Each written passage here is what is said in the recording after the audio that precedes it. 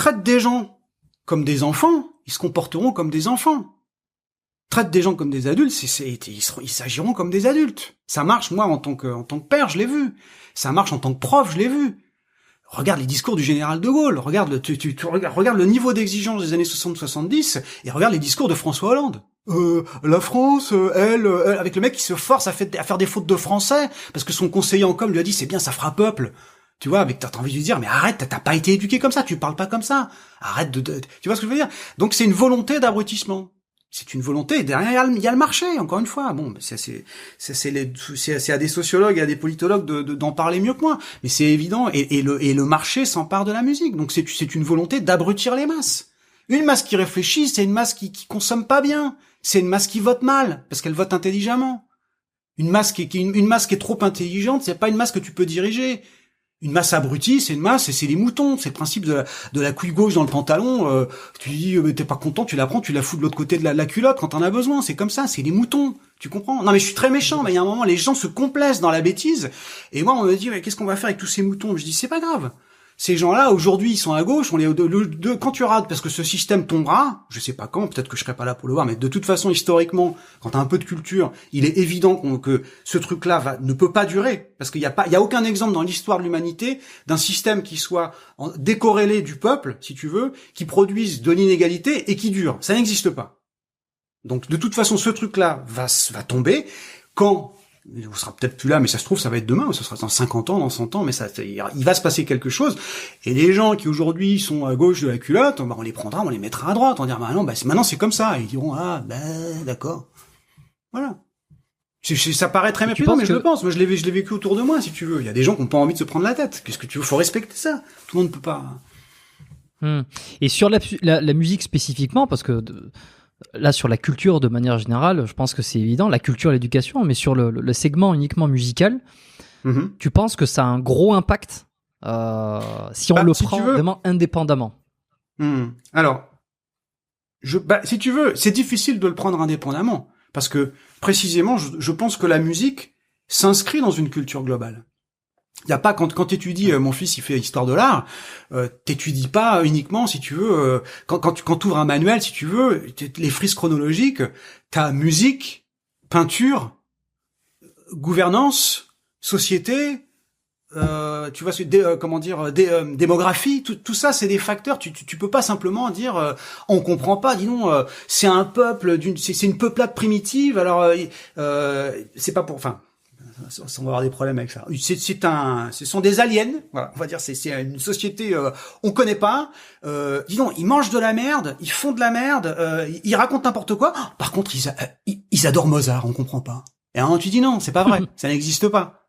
Ça n'existe pas. Il y a un écosystème culturel. C'est-à-dire que, pour parler de la musique clairement et de l'incidence, si tu veux, le raffinement esthétique, le raffinement musical, il va de pair avec le raffinement culturel.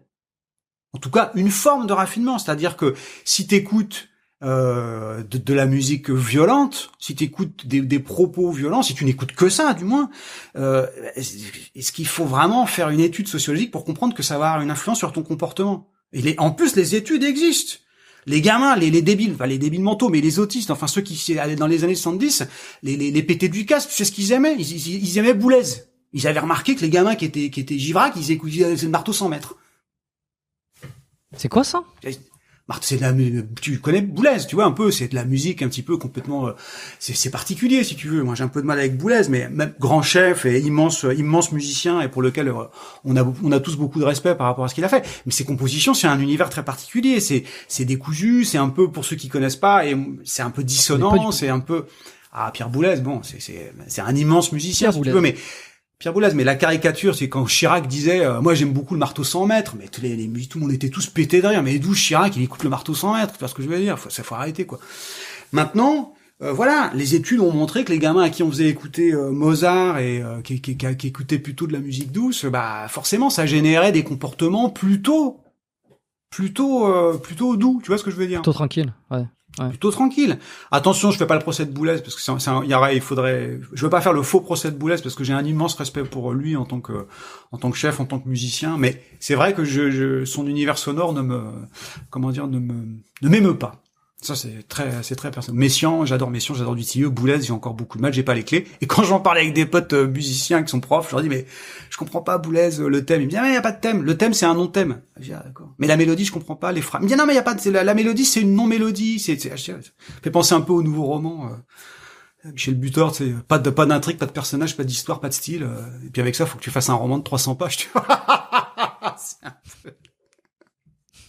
Donc voilà, mais pour te dire par rapport à la musique, oui, ça me semble tellement évident, je sais pas s'il faut vraiment, est-ce que les gens ont besoin qu'on leur ça explique construit que la construction, entendre des sonorités riches, entendre des harmonies, entendre des instruments, des vrais instruments, entendre des cordes, entendre voir et aller au concert, mais aussi par disque ou maintenant sur internet, avoir des sons et entendre des jolies mélodies, c'est constitutif d'une éducation digne de ce nom, et c'est constitutif d'une santé intellectuelle. Je comprends même pas qu'on ait besoin de l'expliquer. C'est là, ça me semble, parce qu'il y a quand même là, pour le coup, il y a un paquet d'études et il y a le bon sens.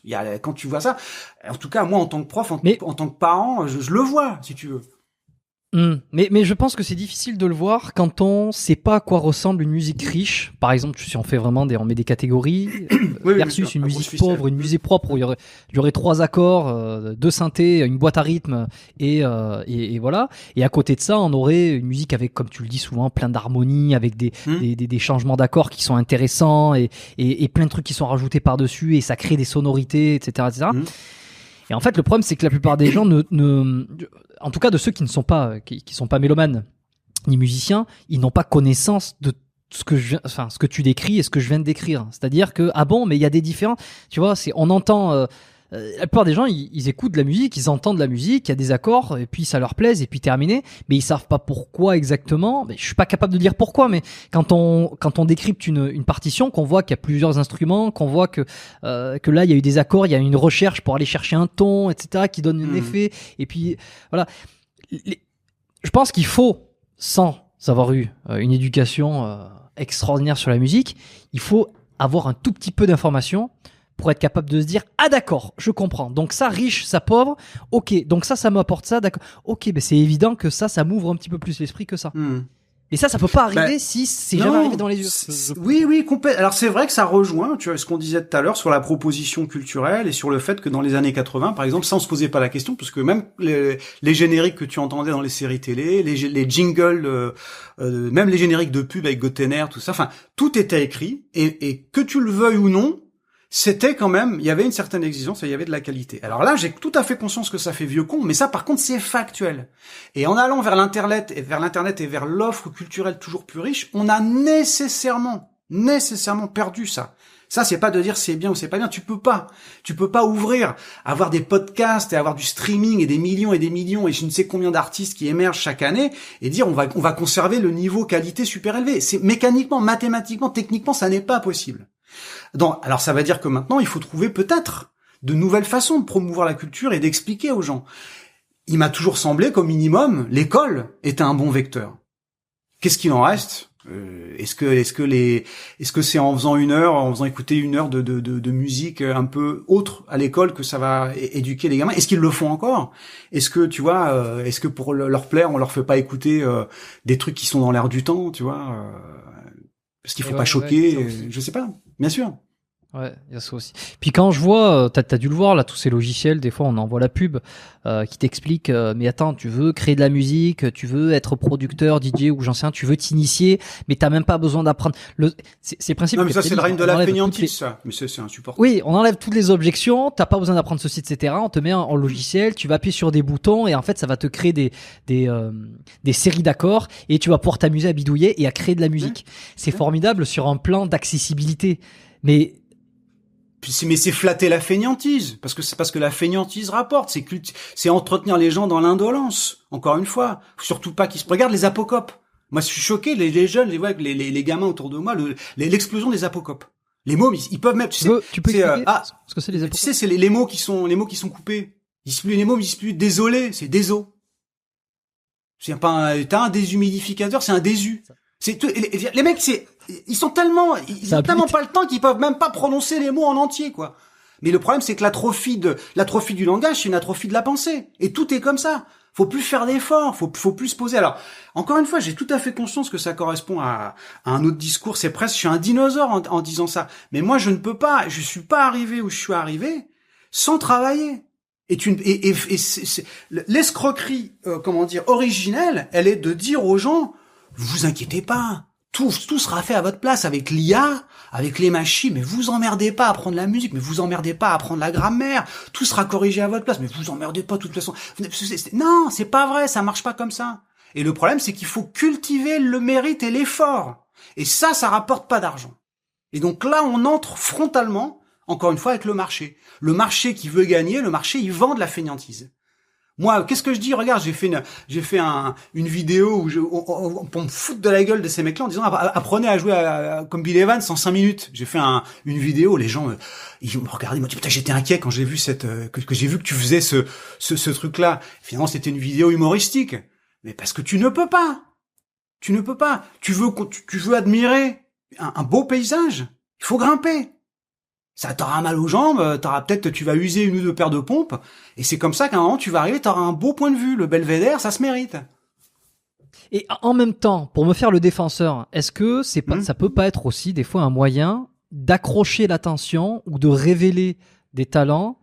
C'est-à-dire que par le biais de cette fainéantise, de cette proposition de fainéantise, on va s'intéresser à un sujet qui va petit à petit nous porter vers plus de recherche, plus de connaissances, plus de nuances. Je prends pas un exemple personnel, mais je pense que ça m'est arrivé de cliquer par me dire, oh putain, en 5 minutes ou un truc, c'est formidable. Et en fait, je me suis pris de passion ou d'intérêt pour l'activité, ce qui m'a fait creuser. Chose que j'aurais pas fait si, par exemple, le contenu que j'aurais vu en premier aurait été apprendre truc en 4 heures. Enfin, non, merci, tu vois. Et par ce biais, ça m'a révélé un truc. Tu vois. Bah, si c'est ça, c'est bien. Alors, si c'est ça, j'ai tort. Tu vois ce que je veux dire? Maintenant, est-ce que ce qui est valable pour toi, tu vois ce que je veux dire? Ce qui est un peu comme l'initiation, tu vois? Et puis, il y a toujours eu l'initiation. C'est comme si on disait, tant que t'as pas fait 3 ans de violon, tu peux pas savoir si t'aimes le violon ou pas. Tu vois ce que je veux dire? Ou si tant que t'as pas pris 3 KO debout, tu sais pas si t'es bon boxeur, ou tant que t'as pas eu 3 marathons, tu sais pas si t'es bon. Enfin, il y a un an, t'as le droit d'essayer d'athlétisme, t'essayes un peu, ça te plaît, t'essayes. C'est toujours un équilibre. Je l'ai vu aussi avec mon fils en matière d'éducation. T'essayes de pousser un petit peu parce qu'il faut un petit peu encourager à la persévérance. Et puis quand ton gamin, tu vois que vraiment il accroche pas, ça sert à rien de te dire bon bah non, si tant de toute façon il veut pas, qu'est-ce que tu veux? C'est sûr que là l'équilibre il est très difficile. Moi j'ai pas encore trouvé la formule miracle. Ce qui est sûr, essayer, découvrir, parce que ton expérience elle est intéressante, et puis peut-être qu'effectivement tu n'y serais pas venu par un autre biais. Mais si derrière tu mets pas tout de suite la culture, un minimum de l'investissement et de l'effort, bah t'arrives à rien. Tu vois, quand je vois qu'aujourd'hui les mecs, qu'est-ce que j'ai vu ça maintenant ils se font des focus. C'est-à-dire qu'à toi, moi je sais pas, je sors un papier, je commence à bosser, je vais bosser 1 heure, 2 heures. Ah non, les mecs, c'est réussir à se concentrer. Il y a tellement de sollicitations, c'est devenu tellement truc incroyable que maintenant faut que ton téléphone te dise, ah non, pendant 20 minutes, tu vas pouvoir te concentrer. J'ai dit, putain, mais les mecs, mais où va le monde si vous n'êtes pas capable de vous concentrer pendant 20 ou 30 minutes? C'est un vrai, oui, mais c'est un vrai problème moderne pour le coup. J'en suis pas.